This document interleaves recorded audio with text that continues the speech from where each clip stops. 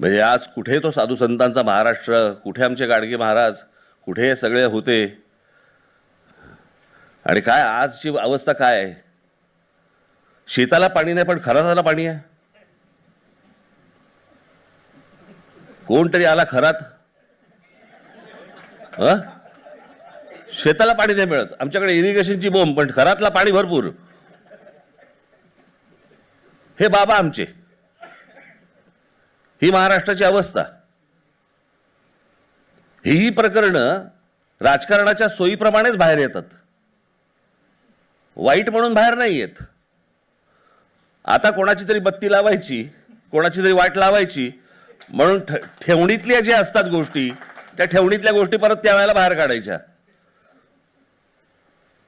हे काही चांगलं चित्र महाराष्ट्रामध्ये आज नाही आहे. आशा करूया भविष्यात ते लवकरात लवकर सुधरेल. जे करतायत तेही सुधारतील आणि मला व्यंगचित्राला पुन्हा एकदा संधी मिळेल ज्याच्यातनं लोक सुधारतील असं वाटेल, अशी आशा अपेक्षा बाळगूया.